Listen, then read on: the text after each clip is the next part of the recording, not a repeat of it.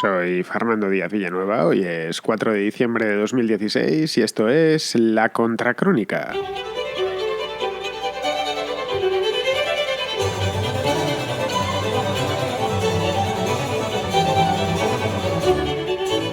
Pues sí, amigos, tengo muchísimos mensajes porque se me han ido acumulando de 2 semanas. La última vez lo que hice fue mezclar algunos mensajes de audio que me habíais enviado con otros que me habían llegado por correo. Esta vez he tenido que priorizar los de audio porque es que si no, pues se me iban pasando, y ya que habéis hecho el esfuerzo de enviarlos, pues nada, voy a hacer exclusivamente de notas de voz el de hoy, y aun con todo me voy a dejar algunos porque no me caben, simplemente son muchísimos. Muchísimas gracias por enviarlos, pero de cualquier manera eso no significa que no vayan a entrar la semana que viene. He dejado los más recientes, algunos de los más recientes, u otros que directamente me requeriría casi un programa entero darles respuesta, porque a veces preguntáis cosas muy concretas y esas son relativamente fáciles de responder, pero otras veces pues nada, un poco menos que me pedís que os explique o peor todavía, que dé mi opinión sobre el origen del universo, y sinceramente todavía no tengo ni creo que tenga nunca opinión sobre eso. Bueno, pues sin perder ni un minuto más, que tampoco nos va a sobrar el tiempo hoy, damos comienzo a la contracrónica mejor de la semana, a la de preguntas y respuestas.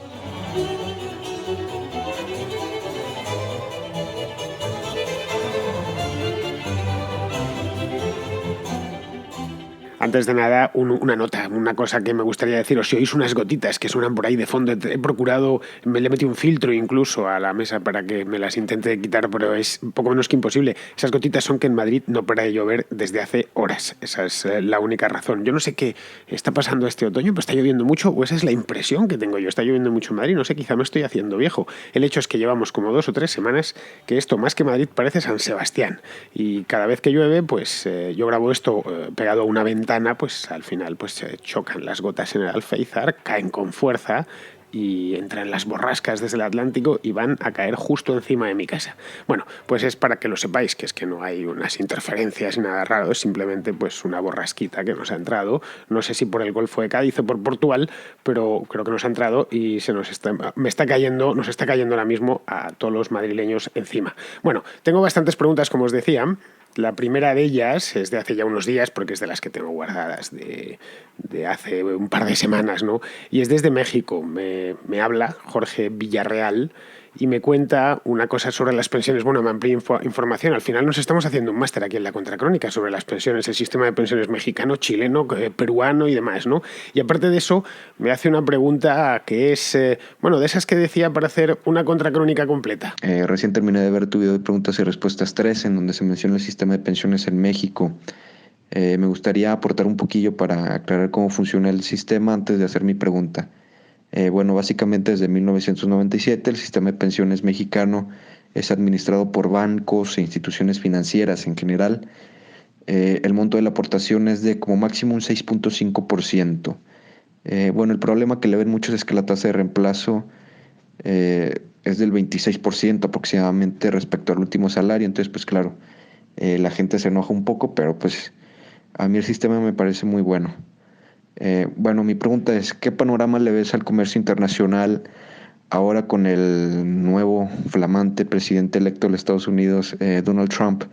Te lo pregunto no solo porque Mr. Trump ha declarado cada vez que ha podido que los acuerdos internacionales que tiene Estados Unidos serán revisados y hasta abandonados. No solamente te lo pregunto por eso, sino también porque el comercio internacional no sé si haya sido una prioridad en el gobierno de Obama, pero sin duda sí fue una parte muy importante dentro de la agenda del todavía presidente Obama. De entrada, con Trump se revisaría el NAFTA y hasta se plantea abandonarlo. Por otro lado, el TPP está casi muerto. Vietnam, por ejemplo, ya dijo que con Trump no le entra. Entonces ahí va uno menos. Y si el TPP está casi muerto, pues el acuerdo transatlántico se podría darse por terminado, básicamente. Entonces, quiero saber qué opinas tú. ¿Crees que cambie mucho el panorama geopolítico, el panorama económico? ¿Crees que China asuma el liderazgo de Estados Unidos respecto al comercio internacional? Quisiera escuchar tu opinión. Un abrazo. Pues mira, Jorge, yo el panorama de comercio que tiene Estados Unidos por delante ahora con Trump no puedo decírtelo porque no lo sé, no tengo ni idea, pues que no es que no lo sepa yo, es que no lo sabe nadie. De hecho, creo que no lo sabe ni siquiera él. El propio Donald Trump prometió muchísimo durante la campaña, entre otras cepillarse los acuerdos de libre comercio, entre ellos el que tiene suscrito Estados Unidos con México desde hace ya 20 años, pero no solo, porque también se cargará los TLCs que tiene con países centroamericanos como la propia Guatemala, o creo que la República Dominicana tiene uno también. Supongo que el acuerdo transpacífico lo quitará en medio, ese es muy reciente, y el acuerdo de comercio transatlántico, que no se ha firmado ni se ha llegado a terminar de negociar, pues no se firmará jamás. Eso es en principio, eso es lo que está sobre el programa. Luego ya veremos, porque el comercio internacional es muy poderoso y Estados Unidos es muy dependiente de él. Una cosa es lo que se promete en campaña y otra cosa bien distinta es cuando se aterriza sobre la realidad. Ahora, cabe la posibilidad, como todo es posible, que Donald Trump esté loco. Entonces llegue y diga que le importa un bledo lo que los asesores le digan, pero que al final se va a cargar todos los tratados de comercio. En ese caso, pues nos podremos ir preparando, porque mientras el comercio fluye, lo decía Bastiat, ¿no? Es decir, cuando las mercancías no cruzan las fronteras, las cruzan los soldados. Es decir, cuando no hay libertad de comercio, lo que hay es libertad absoluta para invadir al vecino o para tener problemas con el vecino. Así que yo, en fin, rezo para que al final todos hayan quedado en simples promesas dirigidas a un electorado concreto y que no haga lo que ha prometido que va a hacer. Pues saliendo de México o de los Estados Unidos y yéndonos un poquitín más dentro del Caribe, me envía Manuel, que no es caribeño precisamente, ni siquiera cubano, ni mexicano, ni nada por el estilo. Creo que es español, aunque no me ha dicho su lugar de origen, por el acento, español del sur, que ha escrito un poema Fidel y nos lo quiere recitar a todos. Y claro, qué menos que ponerlo. Es un poema, se ve escrito en caliente el otro día cuando Fidel Castro murió. Y bueno, yo la verdad es que me he comprometido personalmente a ponérselo en la contracrónica y aquí lo tenéis. Llorémosle a un tirano, a un dictador que le roba al pueblo, en su cara y su nombre con olor a guano, con sus ganas de crear una isla en infierno. Con la psicopatía de un paranoico, diciendo que había una guerra económica, y con ello Cuba debería resistir fuera de lo económico, que en la pobreza que da una maceta de nafta. Porque da igual a cuantos haya matado, era nuestro tirano que mataba capitalistas, opositores al régimen del monopolio castrista, que es el bien y la igualdad, la retórica del mal y café para todos. Brindis al sol de La Habana hasta Bahía Cochinos, 11 millones de esclavos en cuarentena, en la isla de la Calavera, sin poderse hablar con sus vecinos, sin poderse manifestar por sus derechos. Oligopolio del poder que por ayudas compra a todos los obreros que no pueden utilizar unos fertilizantes decentes ni una semilla de colza porque los puertos bajo embargo están. Era un tiranito bueno, pero mataba con crueldad. Hablaba de Dios, pero imponía el diezmo de Satán. Que la parca, que sí es justa y solidaria, se lleve a los malnacidos y ensordezca con los alaridos de sus perros de 3 cabezas y alce tu cerveza por la muerte. Que los de Rita hoy no guarden el minuto de silencio, como los de Fidel no los guardaron ayer. Los dos bandos de la misma hipocresía, pero los que tenemos los ojos abiertos no les guardaremos silencio a ninguno de los dos. Dios de la muerte, estás haciendo un buen trabajo. Pues muchas gracias, Manuel. De cualquier manera, me parece que mezclar a Rita Barberá con Fidel Castro no tiene mucho sentido. Es decir, tanto desde el punto de vista moral no tiene nada que ver. Rita Barberá no dejaba de ser una alcaldesa española, la alcaldesa de Valencia, bien, con sus trapiches y sus cosas, y el otro era fue un sinvergüenza y un tirano, eso por un lado, y por otro que la dimensión histórica de Fidel Castro y la de Rita Barberá tampoco son comparables. Es decir, Fidel Castro es conocido en todo el ancho mundo y Rita Barberá solo en España, así que dio la casualidad que fueron a morir con unos pocos días de diferencia, pero a partir de ahí, bueno, pues establecer algún tipo de, no sé, de similitud entre ambos casos. Pero bueno, oye, eres poeta y los poetas antes de nada tienen que tener libertad creativa. Lo que no nos vamos, a pesar de esto, es de América, porque tengo a otro oyente de México en concreto. La contracrónica se escucha más en México de lo que yo pensaba, de lo cual me alegro muchísimo. En concreto se llama Óscar y me llama y me deja el mensaje, mejor dicho, en el contestador, para comentarme una cosita de la peatonalización de las ciudades. Yo creo que las ciudades se deben de peatonalizar absolutamente todas. O eso no quiere decir que se cierre el tráfico vehicular, sino que se haga un planteamiento urbano de acuerdo a, digamos, las necesidades espaciales de la gente y que ésta se pueda trasladar de un lado a otro sobre el carro o vehículos, vamos, que consuman gasolinas o esto.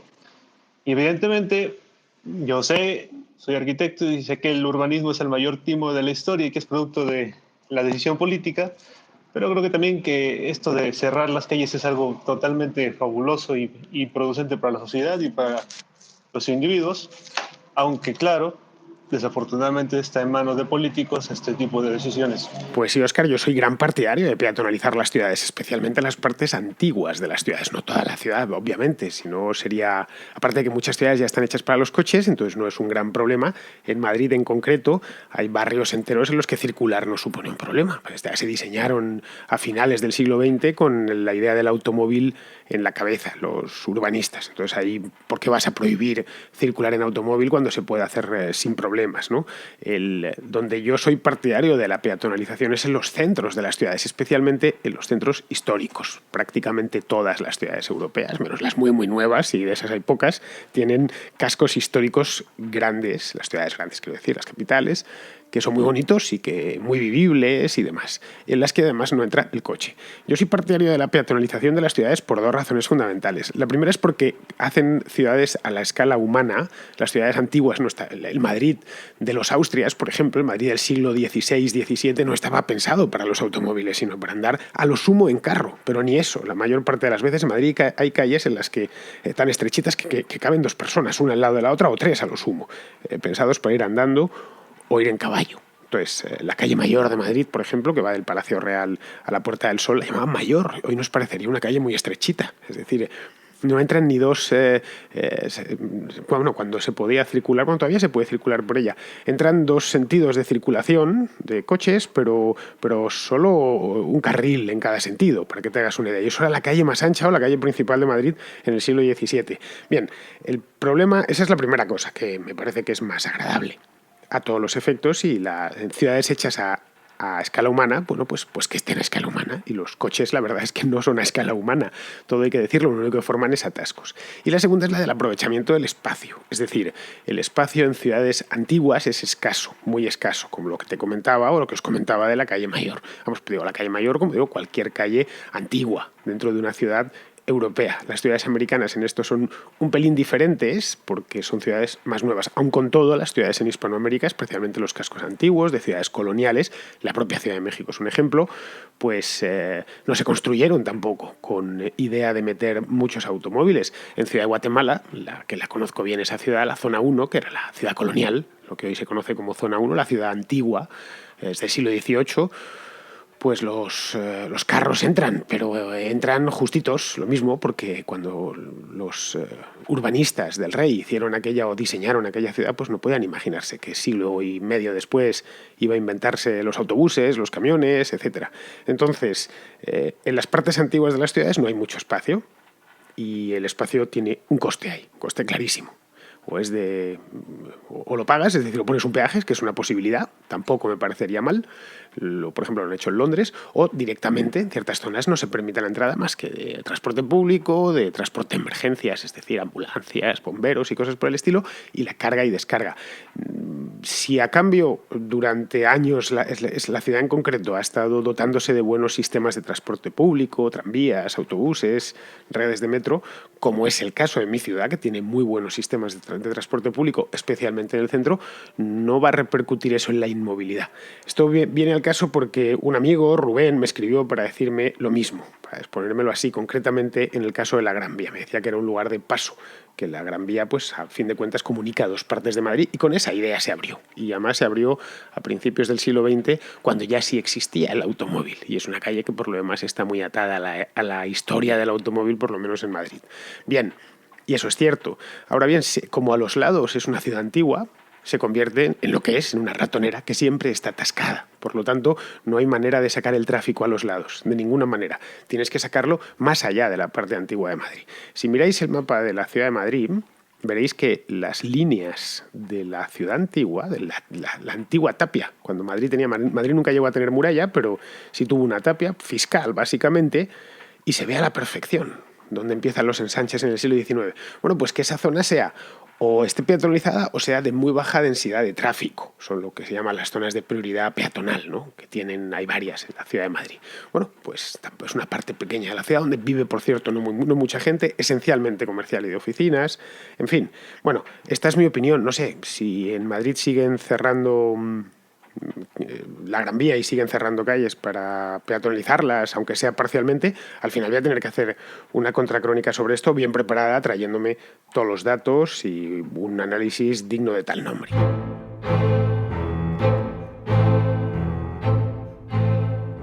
Mario me deja una notita para preguntarme, exponerme un problema que tiene, que es que tiene muchos amigos que son de Podemos y que quiere convencerles de lo contrario, lo cual me parece loable por su parte, porque es bueno mantener conversaciones, sobre todo si ves a un amigo en un error, tratar de sacarle de él, en un error intelectual, quiero decir, y si es un error de los otros, que no son intelectuales, un error en su vida, en la manera en que conduce su vida o se conduce por la vida, pues para eso están los amigos, a fin de cuentas. Bueno, pues me dice que cómo se haría para desmontarles sus falacias, ¿no? Pues no lo sé, yo casi mejor que escuchemos lo que él nos cuenta y ahora te cuento yo lo mío. Resulta que en mi entorno, yo tengo 20 años, la mayoría de gente, la mayoría de personas son de Podemos, están ilusionadísimas con este partido, con este movimiento y digamos que han caído en las garras del panfleto y me gustaría despanfletarlos. Y ya que tú has discutido, has debatido con ellos tantas veces, con tanto éxito, ¿podrías decirme un catálogo de argumentos, algún catálogo de respuestas o de argumentos con los que poder rebatirles y convencerles de su error? Muchas gracias. Pues básicamente lo que me vienes a decir es cómo se desprograma. Es decir, partiendo del hecho de que el socialismo tiene ciertos comportamientos sectarios. Cuando decimos son como la secta, es que es verdad. Entonces, eso desde siempre. Lenin lo que monta en Rusia es el partido bolchevique, en esencia es un partido secta. Es el primer gran partido secta de la historia, ¿no? De militantes, de tipos que dan su vida si es necesario por la causa y tal. Bueno, pues a esta gente hay que, no a todos los de Podemos obviamente, pero con los que están muy, muy, muy convencidos y muy metidos en el papel, hará menos que hace 40 o 50 años en tiempos de, acordaos, ¿no? Las organizaciones, aquellas que se montaban terroristas o filoterroristas en los años de extrema izquierda, en los años 60 y 70, aquellos eran verdaderamente, lo suyo era violencia sectaria y eran tipos que estaban, qué sé yo, las Brigadas Rojas, el Grapo y la Baader-Meinhof en Alemania, ¿no? Eran tipos que estaban realmente locos de atar con una idea en la cabeza y no había manera de quitársela y estaban dispuestos a cualquier cosa, a morir si era necesario y efectivamente muchos de ellos murieron. Bueno, todo depende, Mario, de lo convencidos que estén. Ya está, si están muy, muy convencidos, yo personalmente ni lo intentaría, porque el trabajo, ¿para qué? ¿Para al final terminar enemistándote con ellos? No, uno nunca debe enemistarse con un amigo por cuestiones políticas, eso bajo ningún concepto. La persona está por un lado y las ideas políticas por otra. Es decir, no hay nada, no debes, en serio te lo digo, la política es lo de menos en ese aspecto, lo importante son las cuestiones humanas. Pero vamos, si estás dispuesto a ello, a sufrir el desgaste, yo lo único que te puedo recomendar es que lo hagas sin enfadarte, es decir, con buen humor y que tengas paciencia, porque a fin de cuentas muchas veces estas discusiones de política terminan en una cuestión de conflicto de visiones, que diría Thomas Sowell. Entonces lo primero que tienes que atacar es esa visión, no la consecuencia de la visión. Pero bueno, esto, si sigues escuchando la contracrónica, supongo que podrás sacar más ideas al respecto. Bien, nos volvemos a México.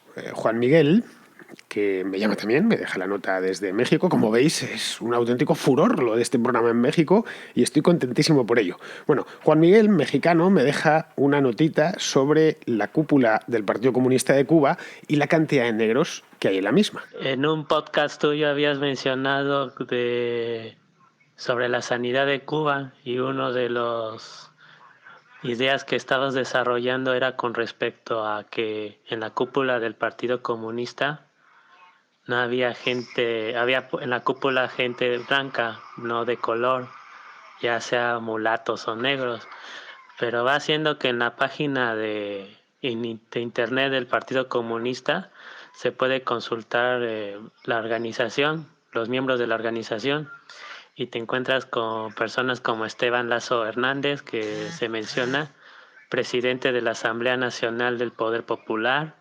Salvador Valdés Mesa, vicepresidente del Consejo de Estado. Solo que definieras muy bien a qué te refieres con cúpula, porque Raúl Castro pues sí es blanco, ¿no? Pero los que te mencioné pues están en una escala menor dentro de la jerarquía de poder. Bien, Juan Miguel, tengo delante esta página de internet que nos has apuntado, es decir, el Buró Político, que es quien manda en Cuba. Bueno, en Cuba manda hoy por hoy Raúl Castro y el resto son un poco unos comparsas. Y me comentas que claro que hay negros. Bien, en el Buró Político, ahora mismo, el Politburó sería, en concreto es el Buró Político, el Politburó del Comité Central del Partido Comunista de Cuba, como veis es el mismo nombre que tenía en la Unión Soviética.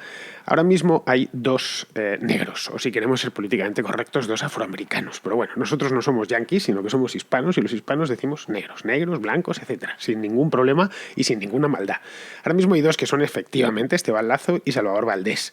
Y para usted de contar, eso a mí me sale, teniendo en cuenta que son 17, el Politburó, me sale que, bueno, que 2 de 17 es el 11%, ¿no? Pues el 11%. Ten en cuenta que la población negra y mulata en Cuba es el 36%, o lo era en el año 2012, y te digo que el dato lo he ido a mirar, que no me lo estoy inventando ni nada de esto, lo he ido a mirar a raíz de escuchar tu llamada.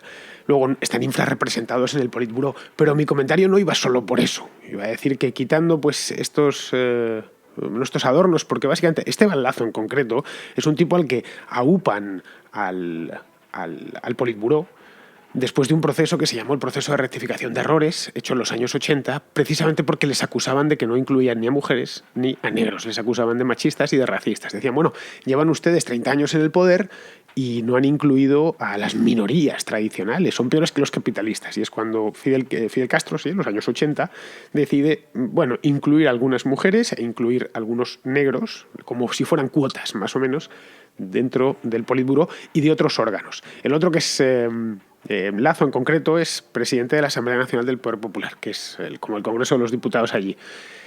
Que bueno, a ver si me entiendes, el ser presidente del Congreso de los Diputados en Cuba es como no ser nada, porque es poco menos que una cuadrilla de aplaudidores, como en todas las dictaduras. Va allí el líder máximo, iba Fidel Castro, iba Raúl Castro, y aplauden, nada más. Allí no se decide, no conozco ninguna vez que en serio, en 60 años, que la Asamblea Nacional de Cuba haya llevado la contraria al presidente. Nunca, en ninguna. Ni le haya censurado nada, ni nada por el estilo. 60 años, no estamos hablando de 1 ni 2, ni de 5 ni de 6, de 60. Entonces, este es el presidente, ya está. Por lo demás, esto que te decía yo de los negros no lo digo yo, no es una cosa que a mí me hubiese dado por ahí. El racismo en Cuba existe, y esto te lo digo porque lo he hablado centenares de veces con cubanos, aunque es un tema del que no se habla. No existe porque no se habla de él.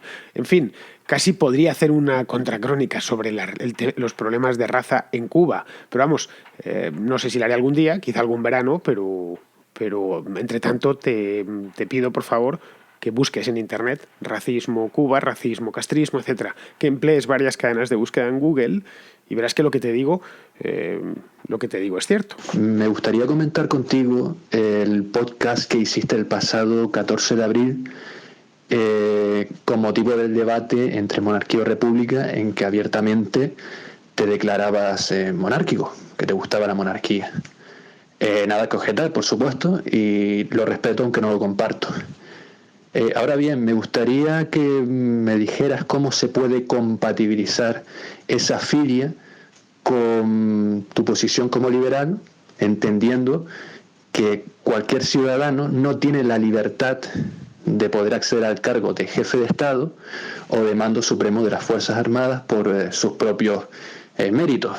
Es decir, o naces siendo hijo del rey o no hay manera de acceder a ese cargo. Por tanto, es una restricción a la libertad del resto de los individuos de la sociedad. Y en segundo lugar, suele hacer bastantes referencias críticas, en este caso, a las plazas que tienen los funcionarios en propiedad. podemos estar más o menos de acuerdo. En este caso coincido contigo en que puede ser una aberración que alguien tenga una plaza pública en propiedad, pero en todo caso debemos admitir que esa persona, en principio, ha accedido a ese cargo por principios de mérito y capacidad y no por ser hijo de, como es el caso, en este caso, del jefe del Estado. ¿No crees que hay ahí una flagrante contradicción? Y por otro lado, repasando ese podcast del 14 de abril, al principio comentabas que digamos que la discusión entre monarquía o república era propia de minorías políticas como comunistas, anarquistas y demás. ¿No crees que al hilo de la última publicación de esa entrevista a Adolfo Suárez, en que dejaba caer que no se convocaba un referéndum sobre monarquía o república porque muy pocos apoyaban la monarquía, echa por tierra esos comentarios que hacía, que tal vez, aunque de forma silente, la mayoría de la sociedad española rechazaba en principio el establecimiento de una monarquía y que, por tanto, el consenso era propio solo de la élite política y no de los ciudadanos? Pues Víctor de Gran Canaria, que le acabáis de escuchar, me viene con este pedazo de tema, que es complicado. Efectivamente, hace ya bastantes meses, el 14 de abril, hice un programa sobre monarquía y república. Por si queréis ir a verlo, es el 14 de abril de este mismo año, 2016. Lo hice coincidir con la fecha de la proclamación de la Segunda República Española, que fue el 14 de abril. Bueno, él básicamente me viene a preguntar dos cosas. La primera es que si se puede compatibilizar liberalismo y monarquía o monarquismo. Pues yo creo que perfectamente. Es decir, ha habido grandes liberales que a la vez han sido monárquicos o no han tenido ningún problema con la monarquía. A ver si me entiendes. Cuando yo que soy monárquico no creas que voy por ahí con la banderita, ni llevo una camiseta con una corona, ni nada por el estilo. No, para nada. Quiero decir que no me es molesta y que incluso me es recomendable. Los países que admiro, como Liechtenstein, son monarquías. O el Reino Unido, sin ir más lejos. La monarquía puede dar cierto elemento de estabilidad al Estado. Y sobre todo sirve de valladar para ciertas ideas descabelladas, o por lo menos en muchos países ha servido, entre otros países España. Pero bueno, otra que me haces es que, o que me planteas, que me pones encima de la mesa, es que me dices algo así como que cualquier ciudadano no puede acceder al cargo, efectivamente. Pero es que yo tampoco puedo, bueno, en este caso al cargo, al título, porque el cargo va atado a un título. Es un cargo puramente decorativo.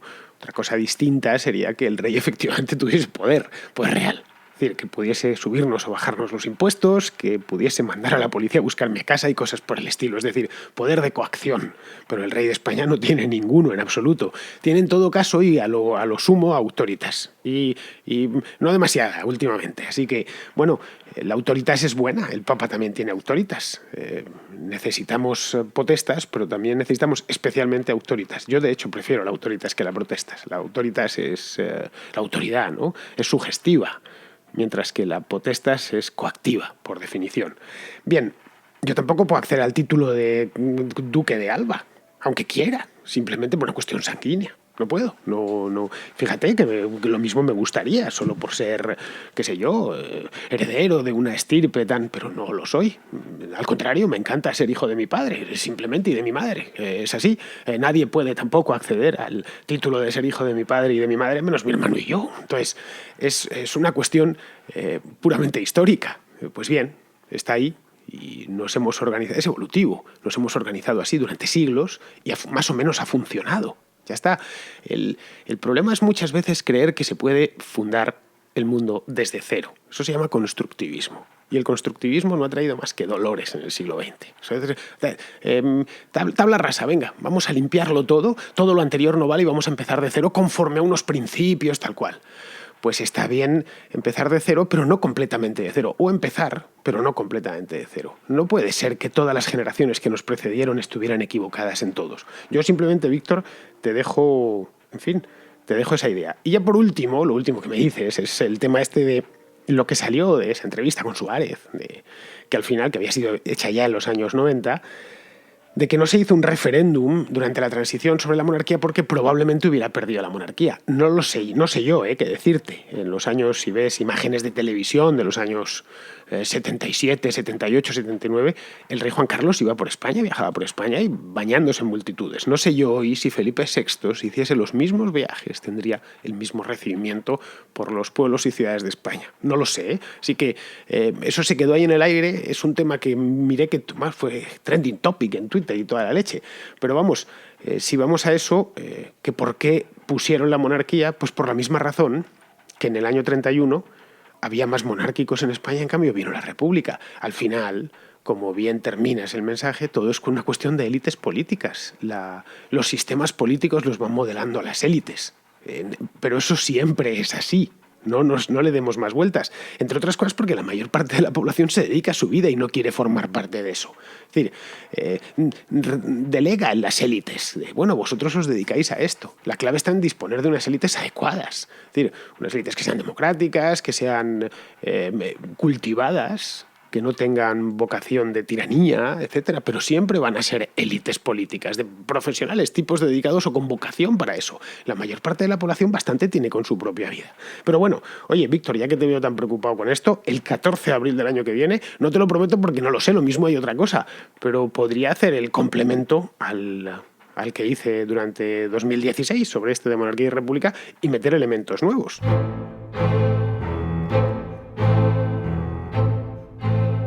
Fernando Solís Chapín, es decir, de Guatemala, no sé si os acordáis, pero hace un par de semanas me dejó una cosita sobre el tema de la reforma constitucional allí en su país, en la República de Guatemala. Y esta vez me deja otra nota, pero no para preguntarme nada, simplemente para comunicarme un feliz acontecimiento. Y es que se ha descubierto los videoflautas. Es algo que no voy a decir que le vaya a cambiar la vida, pero por lo menos sí que le va a cambiar la sonrisa. Y le cuento que es hasta ahora que empiezo a seguirlo en Twitter. Creo que es excelente y lo felicito y me gustó mucho. Ya para terminar, lo de bienaventurados los que tienen hambre y sed de videoflautas, pues ellos serán saciados. El Evangelio videoflauta me pareció graciosísimo. Buena suerte. Pues si Fernando los ha descubierto desde Guatemala, que está a 9.000 kilómetros de aquí, no digo yo que no deberíais vosotros descubrirlos el que no los conozca. Es el pasaporte a una carcajada garantizada. Videoflautas es una página básicamente humorística que me monté yo el año pasado. Es un blogger de esos. La hice en un momentito, simplemente pues para reunir todos los vídeos que iba haciendo sobre perroflautismo y estas cosas que son graciosos, obviamente, sin ningún tipo de maldad. Y además, bueno, pues que les muestra tal cual son o tal cual es la extrema izquierda española. Pues me alegro de que Fernando lo haya hecho y ya sabéis, os invito yo y os invita el propio Fernando Solís para que la descubráis vosotros también. Y bien, nos volvemos de vuelta a Madrid, donde está Estefan, que me deja una preguntita que es un poco puñetera porque de esto, sinceramente, Estefan, te lo aviso ya de antemano, no sé mucho. Yo quisiera preguntarte acerca de un asunto que comentaste, pues no sé, hará una semana y pico, tal vez, que era sobre cómo sería tu modelo, tu jurisdicción civil, tu jurisdicción penal y poco más, francamente, que supieran velar acerca de los contratos y que protegieran el derecho a la vida. A mí me gustaría saber qué opinas del derecho laboral, porque es un tema que yo creo que a nosotros los liberales en ciertos puntos nos pueden dar por ahí. Y solo me gustaría saber qué medios de defensa se pueden emplear, porque si bien es cierto que en la práctica hay ciertas irregularidades que no sé quién puede velar por ellas. El derecho laboral, según tengo entendido ahora, se llama derecho social o algo así, o por lo menos los juzgados se llaman juzgados de lo social. Por lo tanto, los abogados ya no son laboralistas, son abogados socialistas. Bien, así a grandísimos rasgos, porque tampoco tenemos mucho tiempo y lo estamos consumiendo a toda velocidad, las relaciones laborales en principio no son más que contratos libres y voluntarios. En el caso de que no fuesen ni libres ni voluntarios, pues estaríamos hablando de esclavitud. Es decir, te obligo a trabajar para mí, cobrando algo o sin cobrar nada, pero no hay libertad ninguna. Todo el derecho laboral se basa en eso, en esos dos principios, que tú suscribes un contrato, un trabajador suscribe un contrato con un empleador o un empleador con un trabajador, cuyos puntos, en principio, se fijan entre ambas partes y los que firman el contrato lo hacen en plenitud de sus facultades, es decir, ninguno de los dos está borracho, ni drogado, ni nada por el estilo, y voluntariamente. El problema que yo veo en este tema es que hay tanta regulación en torno al trabajo, en torno a los temas laborales, por lo menos en España, y me consta que en toda Europa es así, también en Hispanoamérica, que el contrato en cuestión te lo dan hecho ya. No sé si habréis firmado muchos contratos de trabajo a lo largo de vuestra vida laboral. Yo he firmado unos cuantos y básicamente ni quitas ni pones nada. Ni te lo lees la mayor parte de las veces. Sabes lo que hay, son contratos estándar, preformateados, en el que tú te limitas a poner una firma abajo y el empresario a poner otra firma abajo, simplemente. Me consta que hay un montón de contratos, pero todos, digamos, son contratos estándar. En fin, yo creo que lo ideal sería que se dejase más espacio a las partes contratantes, tanto a la parte al que oferta trabajo como al que lo demanda. Es decir, tanto al trabajador como al empresario o al empleador. Es decir, que se pudiesen... Caray, que solo existiese un tipo de contrato laboral, el contrato de trabajo, y que fuese de libre redacción. Podrías decirme, Estefan, que entonces, claro, los empresarios abusarían. Pues no necesariamente. Muchas veces, sobre todo si el trabajo está muy demandado, el que abusa puede ser... Vamos, si es libre y voluntario no hay abuso. Si tú ves abuso, no lo firmas, no te metes ahí. No, y es que si lo necesito para comer, bueno, no es el único trabajo que se ofrece en el mundo. Simplemente dices, bueno, pero en los países donde hay mucho desempleo y tal y cual, bueno, las causas del desempleo son otras, entre otras y creo que la fundamental es la excesiva regulación en torno al trabajo. En los países donde la regulación es pequeña se goza de pleno empleo o prácticamente o se toca el pleno empleo, es decir, el trabajador tiene donde elegir. Pero bueno, como ves, es un tema amplio y que yo no domino lo suficiente, porque no soy abogado y tampoco experto en derecho laboral. Pero vamos, las ideas principales más o menos las tengo claras. Buenas noches, Fernando. Buenos días allá. Ustedes están en el futuro, creo que ya es sábado. Acá en Colombia en este momentito son las 8 de la noche y 40 minutos, las 20:40. Ya para la fecha ya hemos sido destruidos por el plebiscito que desconocieron.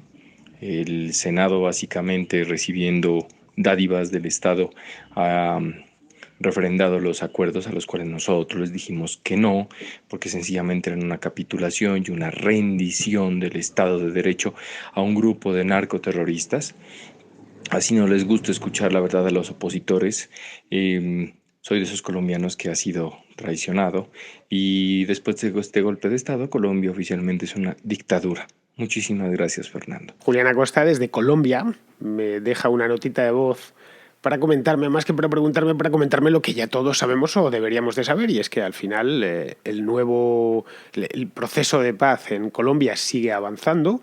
Yo no sé ya si llamarle proceso de paz o directamente proceso de rendición, ¿no? Pero el hecho es que retocaron algunos puntos, se lo han llevado a las cámaras y lo han vuelto a aprobar, y eso es lo que nos viene a contar Julián Acosta, con gran pesar, porque no le gusta al acuerdo que han llegado sus políticos con los terroristas de las FARC. Por cierto, Uribe tampoco está de acuerdo con esto, es decir, no penséis que es que este oyente en concreto es el único en toda Colombia, todo lo contrario. No sé si esta vez lo plebiscitarán, es decir, lo refrendarán con el pueblo colombiano, sospecho que no, después de la última vez lo que pasó, y de cualquier modo a ver si encuentro un rato y me pongo para haceros una contra como las que os hice en octubre sobre el tema este de Colombia. Entre tanto, pues me parece a mí, sospecho, Julián, que al final terminarán pasándolo, porque los políticos son así y de esta manera actúan.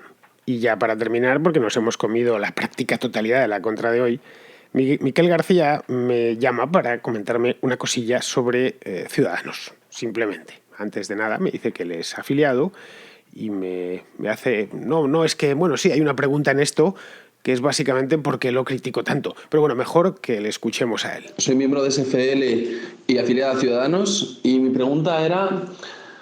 Tengo curiosidad por qué tanto mis compañeros de SFL como tú mismo en tu programa criticáis tanto a Ciudadanos cuando es el único partido político de España con representación que da pasos, aunque es verdad que pequeños, hacia lo que podría ser la meta liberal. Y pongo ejemplos. Si nos vamos a los hechos, por ejemplo, tenemos las comunidades autónomas donde en Andalucía, en Soria, en Castilla y León o en Murcia se han bajado impuestos, gracias a Ciudadanos. En Andalucía en concreto no se bajaban desde vete a saber cuándo. Luego, si nos vamos a temas de libertad personal, a hechos, tenemos, por ejemplo, la propuesta de gestación subrogada de Ciudadanos en Madrid, o ya a nivel nacional lo que tiene en su programa sobre legalizar la marihuana, legalizar prostitución, etcétera. Y si nos vamos al tema de libertad económica, al menos en tema de programa, vemos que Ciudadanos en su programa pues no tienen un principio de aumento de gasto. Quiere aumentar, eso es cierto gasto social, pero lo quiere compensar reduciendo gasto político y reduciendo impuestos. Entonces, no entiendo de alguna manera, ataque liberal a Ciudadanos cuando es el único que se acerca relativamente a lo que pensamos los liberales. Pues mira, Miquel, yo creo que criticar a Ciudadanos le critico poco, sinceramente. Critico muchísimo más al Partido Popular o al Partido Socialista o a Podemos. Es decir, no es un partido con el que me cebe, ni de lejos. También es cierto que no me da demasiados motivos. Y no me da demasiados motivos no porque lo haga mal, sino porque básicamente no hace nada. Mis críticas hacia Ciudadanos son que más allá de su gran máxima durante el año 2016, que era garantizar la gobernabilidad del país, pues ahí se ha quedado. Es cierto que, y me consta que están haciendo algunas cosillas por España, allá donde están en parlamentos autonómicos y sitios así, bien, pero me parecen cosas muy, muy cosméticas. ¿Para qué te voy a engañar? Tengo confianza en que de un modo u otro, pues la sonrisita y el jijiji se les vaya pasando y vean que tienen 3 millones de votos detrás, 3 millones de votos reformistas detrás. La gente que votó a Ciudadanos, tanto los que venían del PP como los que venían del PSOE, lo que quieren son, todo hay que decirlo, casi todos venían del PP, o la mayor parte, si a los sondeos del CIS nos referimos, casi todos los votantes, una buena parte de los votantes de Ciudadanos vienen del PP. Bueno, esto es precisamente lo que querían, es que se le plantase cara, probablemente, como bien dices tú, un partido más liberal y menos socialdemócrata. Ciudadanos, no te voy a decir que esté totalmente socialdemócrata, pero en muchas cosas es un partido socialdemócrata. Y no, mira, pues sinceramente, pues para eso ya está el PSOE o el propio PP, que a los efectos también es un partido socialdemócrata. La gran esperanza blanca de los liberales en España, o de muchos liberales en España, que era Ciudadanos, al final ni siquiera está revelándose como una esperanza blanca. Y no porque estén traicionando al estilo Mariano Rajoy en 2011. Simplemente porque están que son como el agua, ¿no? Ni huelen, ni saben, ni manchan, ni... Es decir, en el Congreso de los Diputados apenas se les nota y debería notárseles. Es decir, quiero decir que monten espectáculos y ridículos como los de Podemos, ni muchísimo menos, pero sí estar continuamente machacando, llevando ideas continuamente y propuestas, y pim pam propuestas, caramba, queremos pim pam propuestas, pero pim pam propuestas buenas. Queremos una pim pam propuesta que devuelva el IVA al 16%. Eso es imposible. No es imposible. Si estaba al 16% y se daban todos los servicios sociales, ¿por qué tenemos que aguantarlo al 21%? Pregunto. Yo te pregunto a ti, Miquel, que eres del partido. Es decir, esos son los tipos de pim-pam propuestas que queremos. Al igual que Podemos llega con sus pim-pam propuestas, que luego me las traigo yo aquí tan feliz a la contracrónica. Pero lo que queremos son cosas de estas. No voy a ver, yo no soy un fantasioso ni un soñador. Yo sé que no va a llegar mañana diciendo, caballeros, hay que capitalizar las pensiones, que debería. Pero bueno, sé que no lo va a hacer de entrada, porque, no quieren encontrarse de golpe a todos contra ellos y tal y cual. Pero pequeñas cositas, por ejemplo, llegar con un plan de recorte de gasto, en condiciones de gasto político y también, ¿por qué no decirlo?, gasto público. Hay mucho gasto público que es absurdo. Tenían tanto con lo del AVE y tal y cual. Mariano, que se paraliza la mayor parte de las obras que tienes, que son todas políticas, de las obras de AVE que tienes. Lo que esté al 90%, todo lo que esté por debajo, el 80%, el 90% de que le falte para finalizar, se queda parado, porque va a costar más dinero terminarlo y sobre todo luego mantenerlo. Eso ya es más piedras que te echas en la mochila. Bueno, pues eso era lo que, cuando yo critico, si quieres utilizar ese verbo, es decir, cuando critico, la verdad, cuando critico a Ciudadanos lo hago por eso, porque creo que podrían dar más de sí. Y precisamente porque hay muchos liberales dentro de ese partido, sois vosotros los que estáis dentro los que deberíais estar demandándolo continuamente. Es decir, no queremos un PP2, ni queremos un PSOE 2. Si Ciudadanos llegó para regenerar esto, y no solo para regenerar esto, para decir, bueno, es que no solo no vamos a robar. Bueno, para ese camino no hacía falta tanta historia, ¿no? Por supuesto y por descontado, damos por hecho que no van a robar. Eso solo faltaba. No, a partir de ahí, de que no vais a robar, por supuesto que vais a ser honrados. A partir de aquí queremos que se pongan pim pam propuestas encima de la mesa. Pim pam propuestas de carne y hueso. Es decir, lo que te digo del IVA al 16%, oye, que pueden bajarlo al 15%, pero devolverlo a donde estaba en el año 2010. Eso, por ejemplo. y precisamente como se va a bajar el 16%, eso venga acompañado de un plan de recorte de gastos. ¿Que eso lo va a preparar Garicano? Ni de coña. Bien, vale. Bueno, pero no quita para que vosotros lo pidáis. Y al final, quién sabe, oye, me consta que tenéis dentro del partido gente de bastante nivel. No sé, gente tipo Girauta. Lo mismo él os escucha.